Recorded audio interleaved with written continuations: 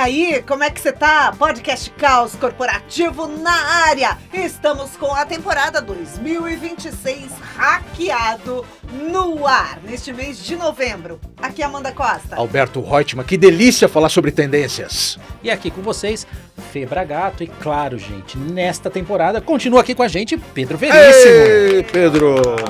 Nosso cabeção das pesquisas. Não só, obrigado. É um time bom.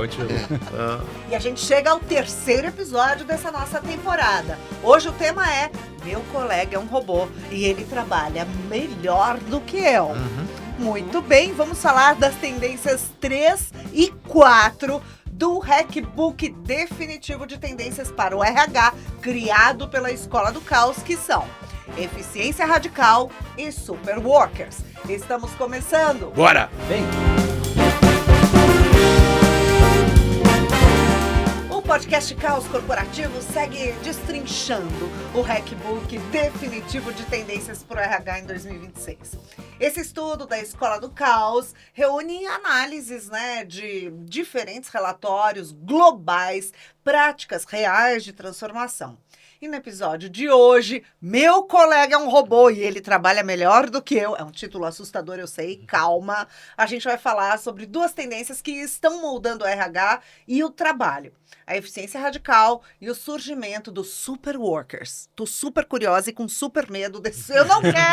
Eu acho que eu não quero ser superworker, que são humanos aumentados por tecnologia. O relatório mostra que a inteligência artificial já é parte do dia a dia, automatiza processos, personaliza experiências e redefine o papel do humano nas empresas. Bora lá então, Pedro. Eu tenho começado sempre com o Pedro, que é o cabeça aí da criação desse relatório.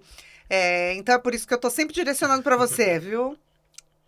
Pedro. É que as perguntas começam a complicar depois, então é bom que eu comece. Você começa. A gente fala que a gente está numa fase de eficiência radical, né?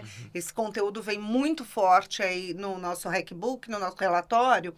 E a minha pergunta é, o que muda quando a IA deixa de ser promessa, e é o que aconteceu esse ano, e passa a fazer parte da estrutura? Eu acho que a gente vive, esse momento ele é crucial para todas as empresas. A gente passou daquela curva da empolgação, né?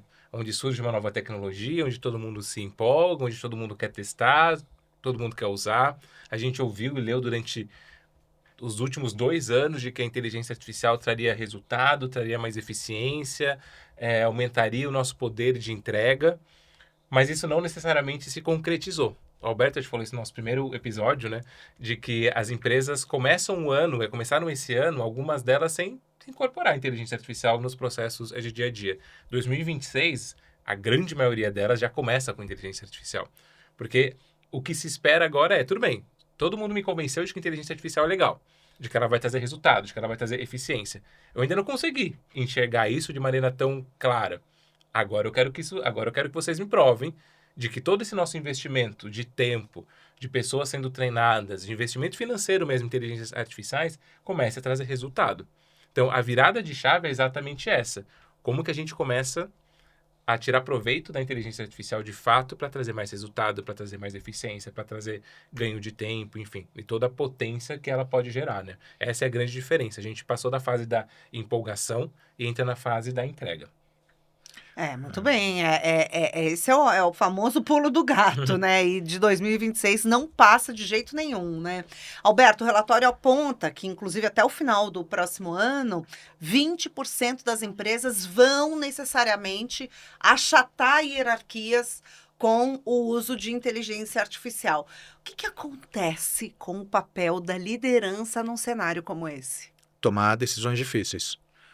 Vai chegar um dia em que um contrato vai ser assinado com uma startup que tem uma inteligência artificial que foi desenvolvida, e aí isso vai repercutir na saída de 10, 15 pessoas da equipe dele, ou 1.000 pessoas, como vem acontecendo em grandes consultorias, como a Accenture, como uma Microsoft, e esse líder vai olhar e vai falar o seguinte, chegou o dia, chama o RH, se é que ele já não está envolvido, e vamos promover alguma mudança crítica aqui na diminuição de pessoas. E vamos assumir também um certo desgaste relacionado à marca, porque isso automaticamente se reverbera em uma demonstração de baixa humanização. A liderança, sabendo disso, que esse dia vai chegar, já deveria começar a se preparar, avaliando as pessoas que podem ser aproveitadas em outras áreas, estimular um job rotation inteligente, e tudo que for deixado para a última hora vai fazer com que a liderança seja muito criticada. Até para responder perguntas como por que não foi feito isso antes? Por que a gente não diminuiu? E a gente está falando sobre eficiência radical. Eficiência radical traz uma prerrogativa, esse adjetivo radical aqui, de impacto. A gente vai ganhar muito, mas sempre tem os trade-offs. Vamos ganhar muito, diminuindo folha, diminuindo custo, mas qual que é o trade-off também? Mas a gente também vai perder cabeças, a gente vai perder posicionamento, vai perder cliente. Esse é o grande desafio, o trade-off. Tá certo. Agora eu vou fazer uma pergunta que eu não sei se deveria estar direcionada para você, mas eu vou direcionar para você, porque Felipe Bragato é uma das maiores cabeças de inteligência artificial no Brasil, participa de grupos de A maior, estudo. eu diria hoje. Não tem ninguém maior do que Felipe Bragato em matéria de inteligência artificial. Desculpe Tá me a chamando de concorrência. Falta de modéstia. É verdade, não tem Você ninguém. só prestou atenção na cabeça, tá? Só. certo. E foi o que me pegou aqui. Ninguém sabe mais que ele. Mas Obrigado, sem gente. dúvida, o Felipe, é uma pessoa que estuda muito, é um mão na massa de IA, então, por isso também a gente sabe, já vou fazer o disclaimer, um grande defensor do uso de IA. Então, não sei se deveria ser para ele essa pergunta, mas eu vou fazer, né? Vamos lá. Se a IA faz mais rápido e melhor, Ai, com medo. o que sobra pro ser humano? Tchau, ser humano! Nada! Ê! Não, sobra sim, sobra sim. Sobra muito da criatividade, sobra da empatia, sobra da estratégia. Não adianta ter IA que não sabe o que tem que fazer. E quem manda na IA ainda é o ser humano. Ainda. Será? Porque tem um negocinho ali de meio catástrofe que pode ser que aconteça. Você vai pedir pra ela aí? Sem problema, a gente ajusta tudo que precisar. Menina, Então, qualquer ele tá- detalhezinho de cadastro, qualquer Tá outra coisa. bom. cadastro, tá bom. até quer Que cadastrar aqui. cadastro? Mas Mas vamos lá, eu acho que cabe a gente fazer uma pergunta aqui para o meu assistente pessoal. Bom, você sabe que você está participando aqui conosco da gravação do podcast Caos Corporativo. A pergunta que eu fiz para o Felipe Bragato foi: se a inteligência artificial faz mais rápido e melhor, o que sobra para o humano? O Felipe respondeu que sobra criatividade, estratégia, empatia. empatia, tudo que é humano. E você acha que sobra alguma coisa? Com certeza. Eu acho que o Felipe mandou muito bem na resposta e eu concordo totalmente.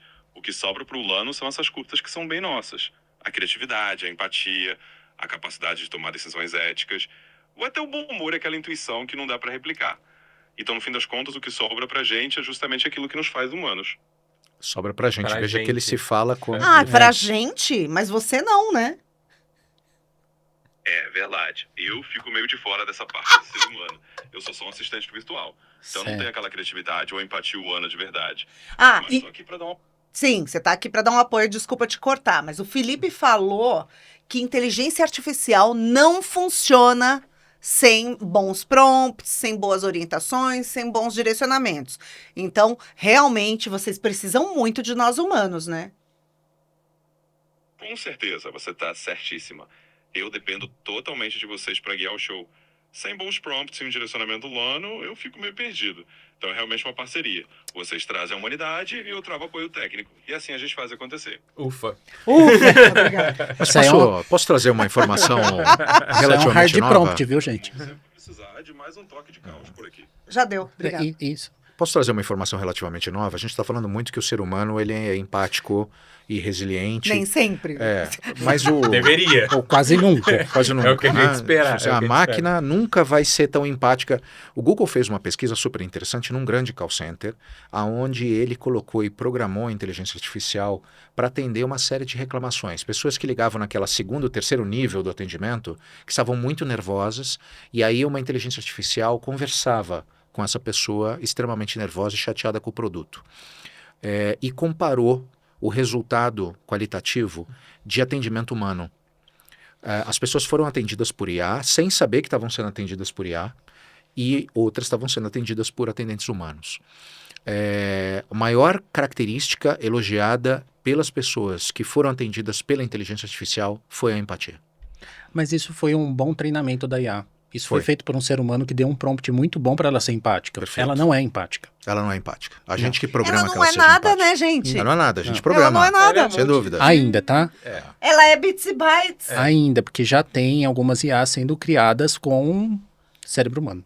Assim, pedacinho seu aqui, tá bom? Isso, parte mesmo física, biológica. parte orgânica. né? Exato, tá sendo criada. Mas deixa eu responder essa daí também com o meu assistente Vai, pessoal. vai. Olha o que ele falou O aqui. que ele falou? Ele falou, pra mim, a parte mais assombrosa é que a IA não entrou para ajudar o sistema. Ela virou o próprio sistema. E quando isso acontece, o trabalho mostra o quanto era mecânico. Muita função existia só para preencher buraco de progresso, não para gerar valor humano. Agora que a máquina preenche esses buracos, sobra o vazio. E isso assusta. Mas é um bom susto, porque quando o automático sai da nossa frente, a gente é obrigado a voltar para o que é realmente nosso: interpretar, criar e sentir. O que vem agora não é o fim do trabalho, é o fim do trabalho sem alma. Uau, fim do trabalho sem... Foi poética Ele essa é muito resposta. poético, gente, bem treinado. Gostei, bem treinado por Felipe Bragato. Pedro, ó, nesse cenário, nesse contexto todo, né, desse vazio que fica, o papel do profissional, da profissional de recursos humanos fica ainda mais em evidência? Como, por exemplo, o guardião, a guardiã dos valores humanos? Ah, com certeza. Eu acho que passa a ser uma demanda muito central de qualquer pessoa de RH, de conseguir valorizar e entender o que pode ser automatizado, o que não pode, e como é que a gente potencializa isso que nos faz humanos, né? Como os agentes aqui trouxeram, que são essas habilidades sociais relacionadas à empatia, até o pensamento crítico, a tomada de decisão. Porque isso, a tomada de decisão, por exemplo, de um líder, não tem que ser terceirizada por uma inteligência artificial. Porque a gente tem uma sensibilidade, uma visão, uma vivência diferente, que tem a ver com contexto também, que muitas vezes a inteligência não tem, a inteligência artificial não tem. Então, o RH passa a ser guardião desse tipo de processo internamente, né? Então, do que é intrinsecamente humano que eu preciso valorizar e que eu preciso potencializar dentro da minha companhia. E o que é passível de ser automatizado, o que traz ganho, o que traz eficiência, e o que eu vou fazer, e o que eu vou colocar na caixa de valor nosso da companhia, para que a gente consiga desempenhar bem o nosso papel, né? Porque não é só resultado, não é só eficiência. É fazer isso com qualidade de vida, é fazer isso olhando para as pessoas, é fazer isso com empatia, né? Por isso que eu acho que Perfeito. a RH deveria ser a primeira diretoria a ter o maior percentual de digitalização ou de artificialização da empresa inteira.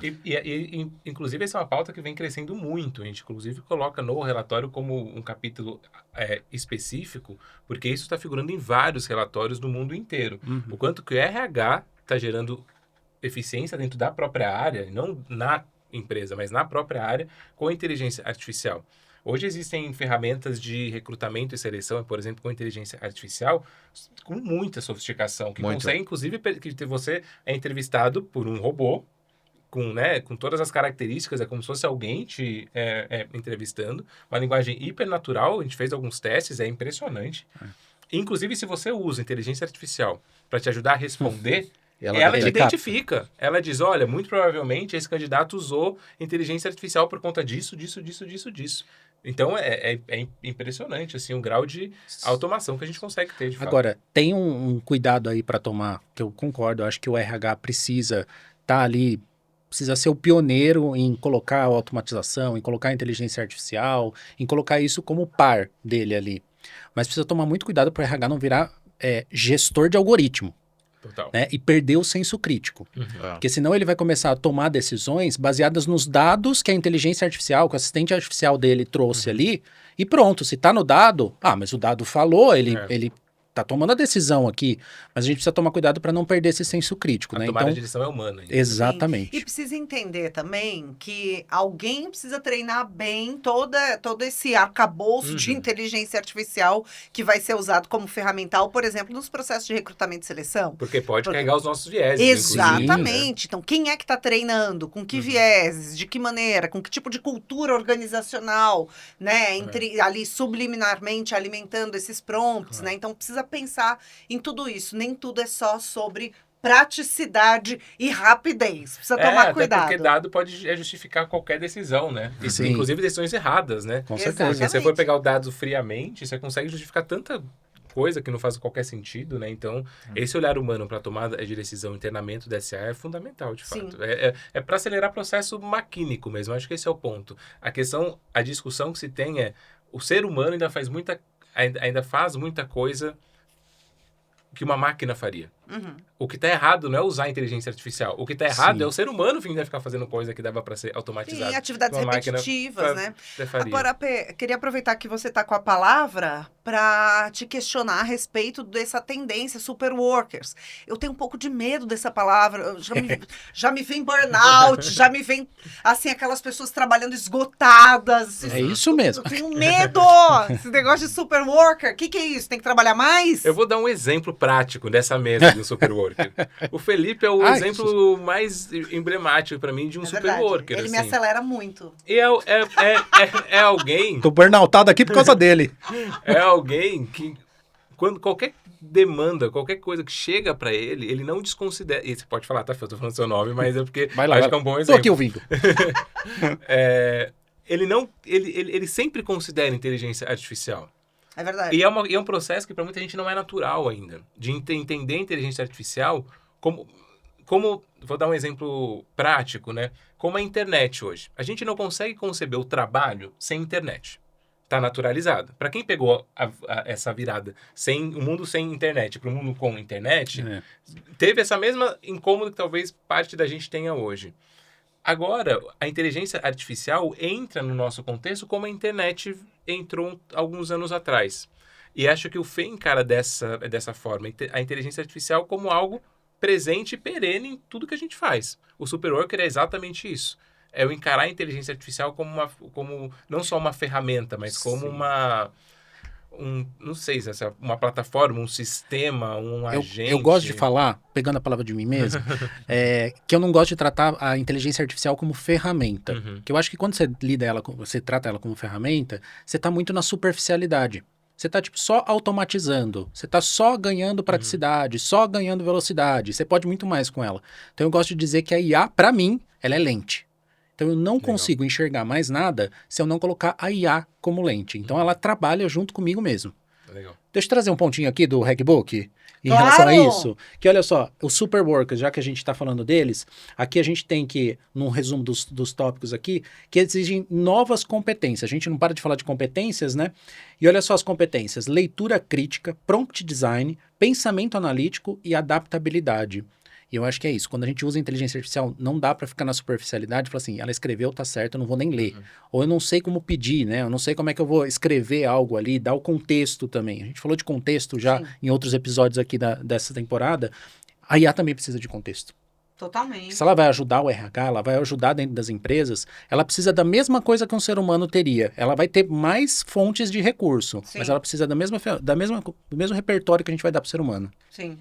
Muito bem. Alberto, um dos conteúdos que a gente traz nesse Hackbook definitivo, já baixou o seu? Vai lá baixar. Baixa aí. Para você ler com baixar. detalhe. Tá aí o link na descrição. Se você tiver no YouTube, pode ser que esteja nos comentários. Ou então na bio do Instagram. Procura aí nas nossas redes que você vai achar o link. Baixa já esse Hackbook. Bom, a gente diz, né, entre os conteúdos, que a eficiência não é só sobre cortar custos, né? Que é liberar o humano para o que de verdade importa e para o que ele sabe fazer de melhor. Por que ainda tem empresa que confunde as duas coisas, na sua opinião? Eu acho que o grande desafio das companhias é entender o que elas enxergam como eficiência, o que é eficiência para elas. Eu acho que precisa ter uma discussão interna de qual que é o estado da arte da eficiência.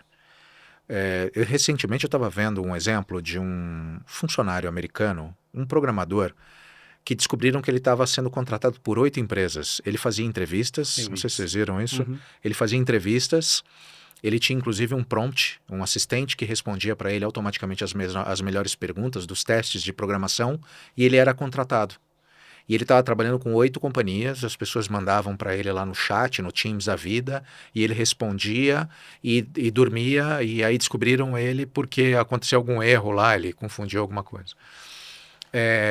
Isso é uma baita eficiência, porque ele estava trabalhando com 8 companhias. Agora isso rompe todos os paradigmas de ESG que a gente está acostumado, né? Principalmente se ele estiver acessando informação confidencial de uma companhia. Hoje, a maior parte das empresas foi moldada com um processo de eficiência baseado nos conceitos da indústria. Six Sigma, olha as questões japonesas do Toyota. Toda hora a gente ouve algum sistema fordista sendo colocado numa discussão para falar sobre eficiência. A gente foi moldado pela Revolução Industrial para produzir mais e melhor, de uma maneira que você aproveitasse as skills e as capabilities das pessoas. Hoje a gente vive um mundo de excessos, né? De quantidade enorme de informações. O que é eficiência? Eu acho que não é só fazer o mais por menos, e também não é fazer simplesmente o produto chegar na casa do consumidor com o menor preço possível. Estou vendo alguns vídeos super interessantes do Walmart, levando via drone a entrega de caixa e despejando no quintal das pessoas uma encomenda. Não sei se vocês já viram isso. Não. E aí estava se falando sobre o alto custo, o baixíssimo custo de levar via drone, mas um altíssimo risco de você bater o drone no helicóptero que está passando por lá. Surreal. Então, eu acho que a lógica da evidência não está centralizada em apenas no bottom line do acionista. Ela precisa ser enxergada em uma série de ecossistemas e até de stakeholders. Mas eu começaria discutindo o que a gente chama de eficiência. O que você chama de eficiência, segundo o que você estudou aí, pesquisou tanto para esse nosso relatório, P? Quando a gente olha para essas principais pesquisas, eles estão falando de automatizar processos mecânicos. É disso que eles estão falando. Tempo, gente fazendo coisa que pessoas não precisariam fazer. Então, Sim. o que da sua rotina seria passível de ser automatizado? Eu preencho todos os dias o mesmo relatório com as informações que eu extraio do meu BI. Você precisa fazer isso. Então, não dá para automatizar? Putz, dá. É uma coisa que eu levo 1 hora. Putz, você tem 1 hora, um ganho de 1 hora do seu dia para fazer qualquer outra coisa. Eficiência Como, Então, por isso- exemplo, conversar com alguém da sua Exato. equipe, saber como essa pessoa está se sentindo, como é que está a vida dela, É isso. de que maneira essas questões pessoais eventualmente podem estar interferindo em Para alguma você se execução. desenvolver, para você aprender alguma também. coisa nova, né? Olha só, o que o nosso próprio relatório diz sobre o que é eficiência, Hum, a gente colocou aqui, ó, eficiência radical não significa apenas cortar custos, que é o que o Alberto trouxe. Significa potencializar resultados, fazer mais com mais inteligências, mais dados e mais impacto, que é o que o Pedro trouxe também. Significa usar IA para liberar um mando de tarefas desnecessárias e permitir que ele se dedique ao que realmente importa. Inovar, conectar e transformar. Mas vocês não acham que tem um risco aí, que é o seguinte, vamos imaginar que o Pedro faz uma tarefa mecânica. Aí ele fazia isso em 1 hora, como ele mesmo disse. Agora ele faz isso em 5 minutos. Eu, como gestor, vou olhar e falar assim, ok, então agora eu vou enfiar alguma coisa para ele fazer nesses 55 minutos, até ele descobrir alguma coisa que a IA pode fazer.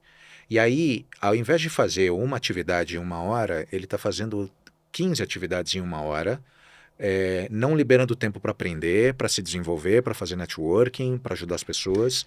Eu tento utilizar essa 1 hora que está no contrato de trabalho dele justamente para extrair o máximo possível da capacidade produtiva dele e não olhar para o desenvolvimento dele. E Sim, você mas só eu- vai adicionando tarefas. Só vou adicionando tarefa. Mas o erro, gente, não tá em você automatizar com EA, né? O erro Exato. tá em outro lugar. Então, mas daí trazendo para o contexto das empresas, o tema aqui que o Alberto traz para a mesa é até que ponto as empresas estão preparadas para tirar o melhor desses super workers, Ok. que são humanos que trabalham em parceria com os recursos digitais, né? E não para ir simplesmente adicionando mais tarefas. 2 coisas, vou fazer primeiro um parênteses em referente a isso que a gente falou agora de a culpa não é da IA. A gente tem um agente aqui na Escola do Caos disponível aí, a gente vai deixar o link aqui, que chama A Culpa Não É da IA. Você coloca lá e ele vai te falar por que a culpa não é da IA, é do ser humano, né? Mas enfim, eu queria só comentar sobre o que o Albert disse. Eu acho que este problema, ele existe até sem automação. Porque hoje a liderança, as pessoas já olham para as pessoas mais eficientes e falam assim, você já acabou? Toma, cabe mais. Toma. Enfia mais coisa. Esse problema já existe. É. Chama-se o pênalti da eficiência. Exato. É terrível.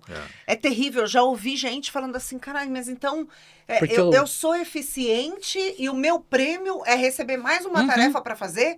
E a pessoa que é ineficiente, que é lenta, que não pesquisa novas formas de fazer as coisas, fica lá, assim, encostada, esperando o mundo terminar em barranco para ela ficar encostada. Mas aí eu acho que tem o problema da liderança, da pessoa que está olhando ali, colocando mais coisa para você fazer, e tem um problema da própria pessoa também. A Eu acho que não dá. encostada ou a eficiente? A eficiente. Que aceita. Porque eu acho que ela aceita também, mas eu acho que ela tem que buscar formas de gerar valor dentro desse espaço que sobrou dela. E não tipo, ó, cabe mais apertação de botão aqui para mim. Então, pera, sobrou espaço. O que eu consigo conectar e inovar com esse espaço? Para aí sim você chegar, ó, Alberto, você me demandou mais aqui, mas, olha só, com esse tempo livre eu fiz isso, eu consigo gerar outros resultados, outros valores, conectar Sim. outras coisas. Então, acho que tem um pouquinho da pessoa eficiente ali Daí que também. vem aquela Felipe, mas frase, tem um né? negócio gravíssimo nessa situação que você coloca, muito, muito importante. Mas eu acho que a gente vem de uma fase de tamanha exaustão, tamanho cansaço, tamanho esgotamento, onde, para demonstrar valor, e aí a gente tem o livro A Sociedade do Cansaço, o ensaio do Do escritor Chun-Byung-Han. Chun-Byung-Han, que é maravilhoso, que é a Sociedade do Cansaço. Então, assim, a gente vem de décadas aprendendo a ser desse jeito, onde ter valor no trabalho é estar exausto, é ter a agenda lotada, é responder quando alguém te pergunta se está tudo bem, o que você tem feito. Tô na ótimo. correria, tô na correria. É verdade. Então, assim, estar na correria, nossa, eu tô com muita coisa. Isso é ter valor. Então, eu acho que, assim, tem um passo muito importante que as pessoas precisam aprender a ressignificar tá tudo bem ter tempo livre. Exato. É importante ter tempo livre. Encontra significado nesse tempo que as ferramentas estão trazendo pra gente. Então, assim, e outra, também não precisa dormir. Quiser, tiver com sono atrasado, Tá vai dormidinho. tirar uma soneca depois do almoço. Tá tudo Mas bem, né? importante. O Alberto tá me olhando com um olhar de... De reprovação. Cara, não, é assim, mas eu vou te expor aqui. Claro. Você é um exemplo clássico. Você Sim. é um exemplo. O Alberto, se ele tem um espaço na agenda, ele fica muito agoniado. É verdade. É ou não é? É que eu penso o seguinte, existe a questão dos serviços e existe a questão, a gente entra até em algumas discussões que não fazem parte do episódio, mas da escala 6x1, por exemplo. Então você tem pessoas do comércio, de serviço, que trabalham 8 horas sem parar. E ficam trabalhando, atendendo o público, Não, ficam não na pode, que linha... a CLT nem permite, né? Precisa ter intervalo de almoço. Então, precisa ter... mas esse é um ponto, Mas porque sem tem muita parar. gente que não para, né? Fica atendendo uma pessoa atrás da outra.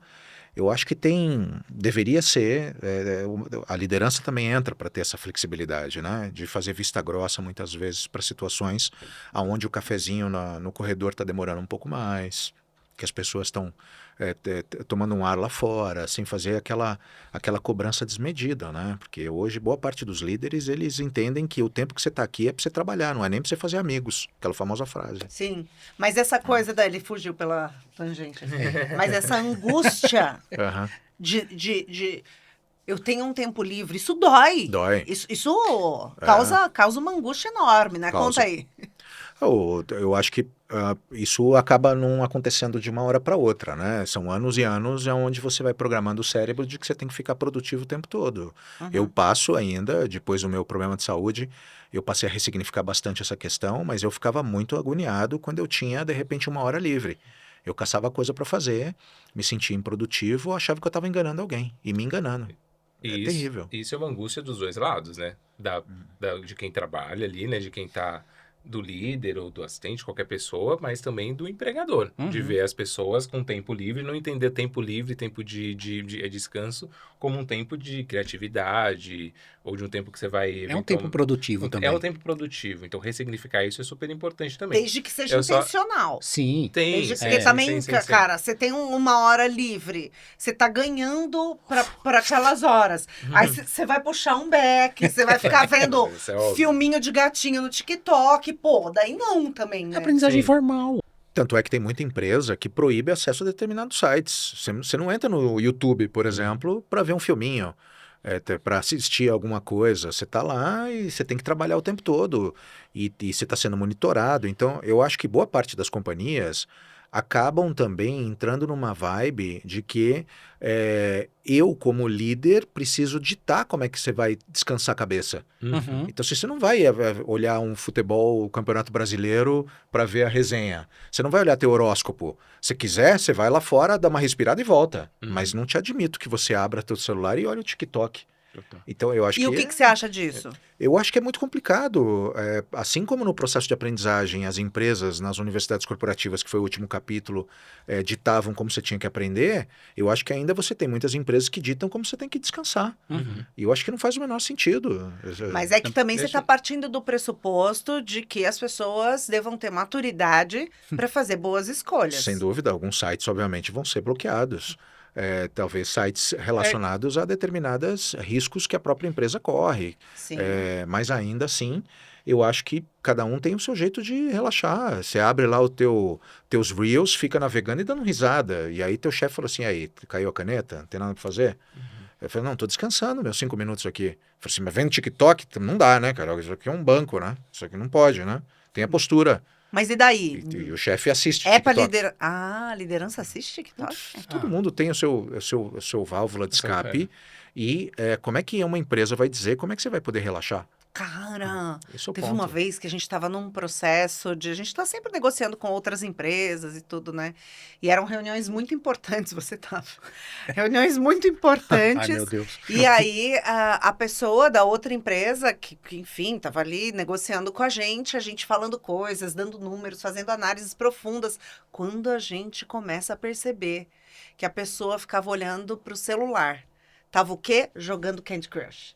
Aí é sacanagem. Verdade, eu lembro disso. Nada. Não, não Aí dá. é Uma sacanagem. baita liderança, uma pessoa, Bom Reunião senso, dura. né, também. um homem branco, hétero. Reunião difícil. Não, mas não tinha nada a ver com isso, eu acho.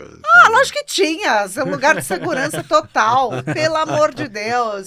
Posso- Vambora, por favor, Não, eu você queria- pode tudo. Eu queria trazer um ponto aqui de novo, porque eu gosto dessa discussão, né, do tempo livre e tal, mas eu queria voltar na questão da inteligência artificial, porque eu acho que a gente corre um risco também. Porque quando a gente começa, se eu conseguir, eu tenho aqui uma tarefa que eu faço há 3 anos.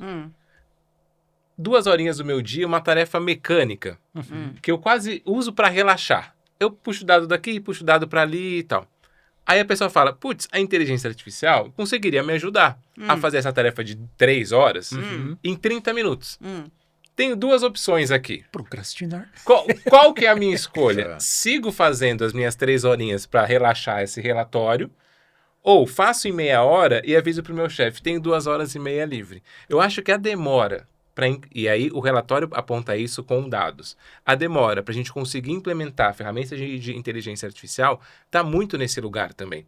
De eu entender que determinadas tarefas seriam automatizadas com inteligência artificial e não fazer isso conscientemente Intencionalmente. para que eu não consiga ter esse tempo livre, ou para, de alguma forma, sendo mais radical, para não evidenciar que aquela minha função talvez não faça mais tanto sentido. Mas E de daí- que eu preciso entrar numa zona de aprendizagem, de incômodo, porque a zona de aprendizagem é uma zona incômoda por excelência, Sim. que eu aprender coisas novas. Então, putz, se tudo que eu estou fazendo aqui pode ser automatizado, então como é que eu viro alguém, um super worker usando a inteligência artificial, ou penso numa mudança de área, de carreira, o que quer que seja? Mas olha só que legal, que oportunidade incrível que a gente está dando para você que está pensando dessa forma. Por que esperar? Porque mais tempo ou menos tempo, isso tudo que Vai você acontecer. disse, esse cenário que você descreveu, ele vai ser descoberto. Então, por que esperar que a liderança descubra?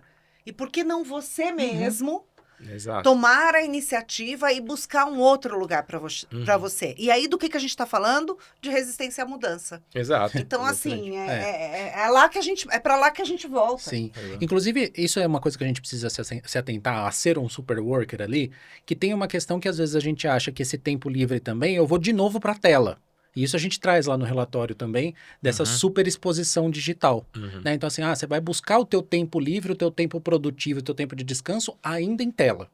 Isso também é perigoso, que Também. olha só, a gente trouxe aqui que a previsão que até 2028, 70% das organizações vão adotar políticas antidigitais para combater a superexposição digital, o vício digital e os danos cognitivos e físicos causados pelo excesso excessivo de tela, multitarefa digital aí.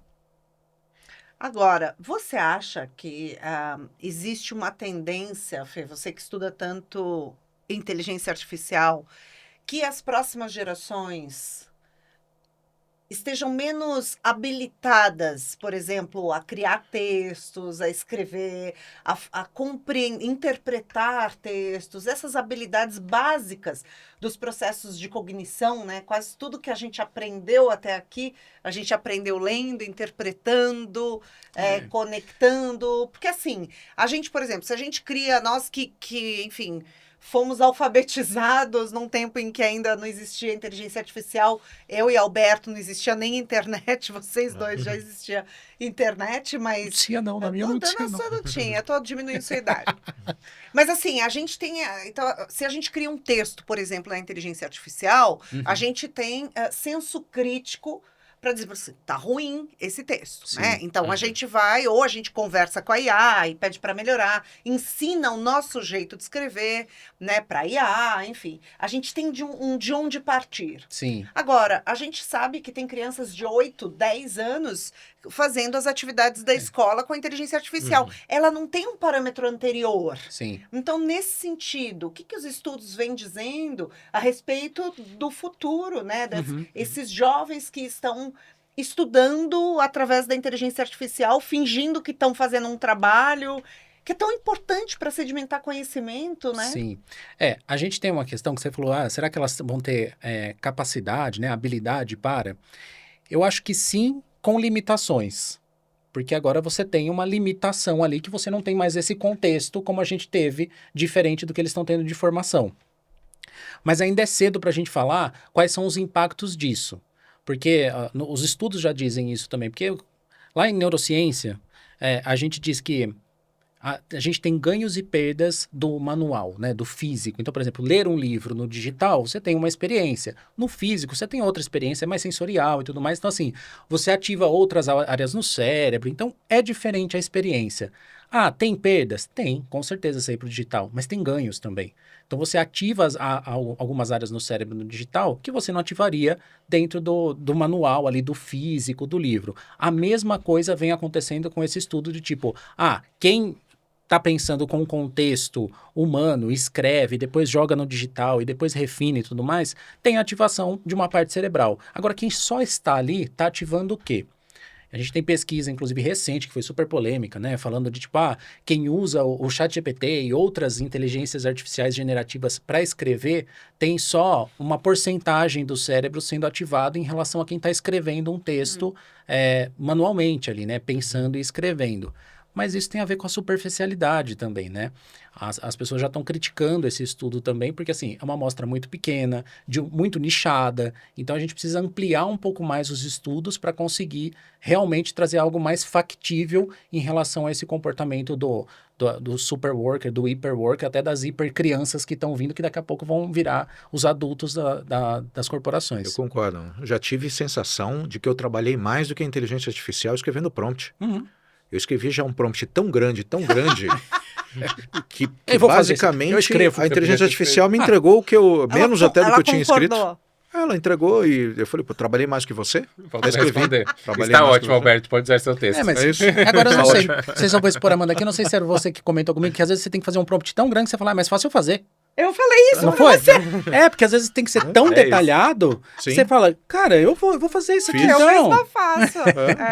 Mas sabe que tem muita gente, inclusive jovens, que estão na universidade, embora muita gente usando, alguns têm vergonha. Algumas pessoas têm vergonha ainda de dizer que fez tal atividade usando a inteligência artificial, usando a ferramenta.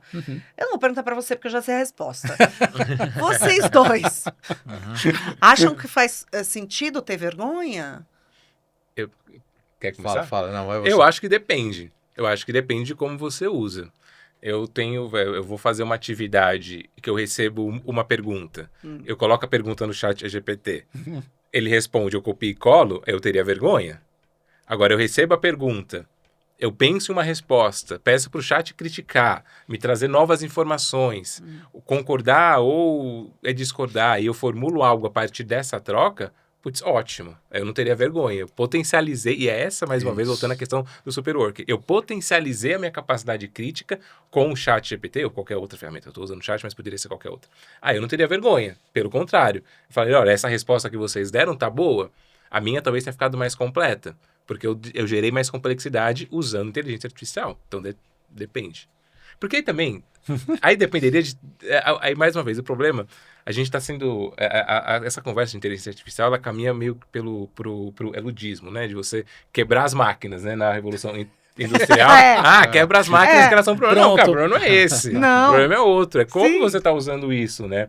Não, e o contexto de quebrar as máquinas era da redução de emprego, né, também. A substituição da mão de obra que é algo pelas máquinas, que é algo a gente muito parecido. Tá rolando. E é isso, mas assim, né? Então acho que é esse o ponto. Tem mais a ver com a pessoa do que com a tecnologia em si, nesse caso. Então, não acho que trapaça, a não ser que a pessoa seja uma pessoa trapaceira. Acho que esse é o ponto. Então nada muda, é a pessoa. Parece que sim. Acho razoável pensar que sim. Eu acho que a resposta para essa pergunta, se a gente tem vergonha, se a gente passa Você tem vergonha de usar IA, Alberto Reutemann? Eu consigo responder essa pergunta se eu perguntar para a pessoa se eu posso usar IA. Então, antes de ficar com vergonha ou achar que eu estou sacaneando fazendo por IA, eu deveria me perguntar assim, se eu perguntar para a pessoa se eu posso fazer por IA, o que ela falaria? Imagina o teu professor pedindo para você fazer uma redação. Aí eu falei, vou fazer com IA.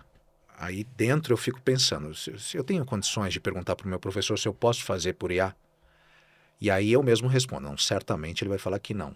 Então não faça. Teu chefe te pede para fazer um relatório. E aí você sente a vontade de perguntar para ele, fala assim, posso fazer por IA? Mas, de repente, essa liderança é uma liderança que não tem o contexto de um uso consciente de IA e o quanto esse trabalho poderia ser beneficiado, potencializado com o uso de IA. Você já sabe se ele tem consciência ou não.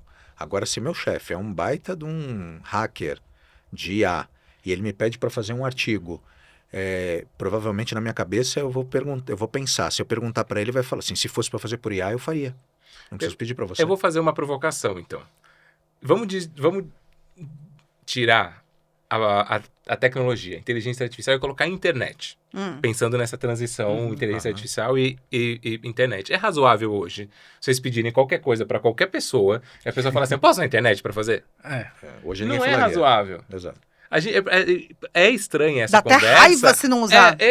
Agora, isso é uma questão agora, porque a gente está nessa transição. O ponto, daqui a pouquíssimo tempo, ninguém vai falar perguntar não vai fazer sentido, porque isso vai estar internalizado. O ponto é, quanto mais as empresas demorarem para naturalizar isso, elas vão ficar para trás. Porque tem gente que já está usando. Você precisa fazer um trabalho sobre geografia. Posso usar o Google? Ninguém pergunta isso, porque é óbvio que você vai usar. Já está naturalizado. É a mesma coisa perguntar inteligência artificial hoje. É que parece que não é, porque ainda é um corpo estranho para muita gente. Daqui pouquíssimo tempo, não será mais. Sim. Já não é para várias empresas, e essas empresas estão saindo na frente. Eu acho que o pulo do gato está quando você disse o seguinte, assim... depende da pessoa, né? Do uso que ela faz, da autenticidade dessa pessoa, né? Então, a gente costuma dizer que o líder que você é a pessoa que você é. Então, o seu uso de IA depende do seu caráter, né? Porque a pessoa, eu falo, gente, pessoa preguiçosa vai ser preguiçosa com qualquer, aí neste caso, ferramenta. A pessoa que vai delargar para alguém, que vai deixar de fazer algo, que vai procrastinar, a IA, quando é vista como ferramenta por essa pessoa, ela é só mais uma ferramenta para pessoa preguiçosa. Meus trabalhos de geografia eram todos feitos em folha de papel almaço. Ninguém sabe o que significa papel almaço. Põe uma imagem de papel almaço aí. Nem achou. Almaço. Pode pesquisar na internet? Pode. Bora! Vambora, gente! Porque o Hackbook definitivo mostra que o futuro não é sobre substituir pessoas por máquinas, é sobre ampliar o que o humano pode fazer. Baixa agora mesmo o nosso relatório e vai lá descobrir como é que você pode transformar a inteligência artificial em aliada estratégica, de verdade, no seu negócio. E na próxima segunda-feira, a gente vai encerrar essa série, essa temporada, com um episódio O Currículo Morreu. Viva as skills! Ei! Essa vai ser sobre a 5ª tendência, que é o movimento Skills First. Boa. Uma honra estar com vocês aqui em mais episódio, em mais esse episódio. E semana que vem, tamo junto aqui de novo. Baixa aí o relatório. Beijo, baixa. Tchau. É pra fazer o quê? É pra baixar, não é? Baixar o relatório? Isso, mas não Pra pode fazer esquecer. Eu ouvi dizer que é pra baixar o relatório. Ah, é baixar o isso, relatório. Pra baixar o relatório. Então tá, vamos embora. Ah, mas a gente tá esquecendo de dizer... Baixa o relatório! Tchau.